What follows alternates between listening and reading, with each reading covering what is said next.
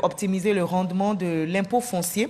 Eh bien, pour y arriver, elle met en place une opération de renforcement du cadastrage dans 10 communes du district d'Abidjan. Le but est d'obtenir l'adhésion des populations cibles afin de faciliter la réalisation du projet.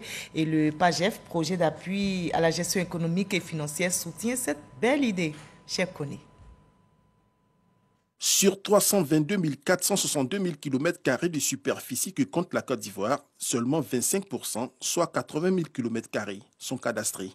En matière de cadastrage, le pays est encore loin du compte. C'est pourquoi le projet de renforcement du cadastrage du district d'Abidjan, limité à 10 communes, vient à point nommé. L'ambition, c'est d'arriver au cadastrage de l'ensemble du territoire national, pas seulement à des fins fiscales, mais à des fins de sécurisation des biens des populations.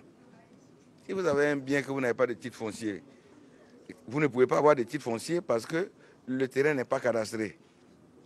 Vous n'êtes pas en sécurité juridique. Le bien n'est pas en sécurité juridique. Prévu sur une durée de 12 mois, cette opération va coûter un peu plus de 725 millions de francs CFA. Un financement rendu possible grâce à la Banque africaine de développement à travers le PAGEF, projet d'appui à la gestion économique et financière. Un soutien financier à la dimension de l'importance du projet. C'est félicité le représentant du ministre du Budget et du portefeuille de l'État. Cette opération revêt donc une importance capitale car elle vise à terme à améliorer le cadre de vie et la gouvernance foncière dans le district d'Abidjan.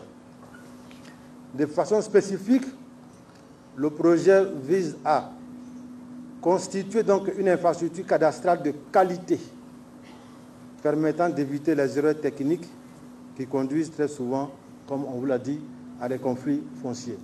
Le cadastrage confère plusieurs avantages, entre autres la cartographie en ligne, la situation fiscale et foncière du contribuable et bien d'autres. Il s'agit de mener une étude adossée à la collecte de données géospatiales devant faciliter l'actualisation des maps cadastrales et permettre l'assainissement du fichier de l'assiette de l'impôt foncier.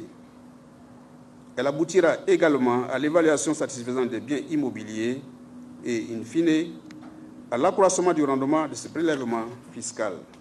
Dans les jours à venir, des campagnes d'information et de sensibilisation éclatées auprès des populations seront organisées dans les communes concernées.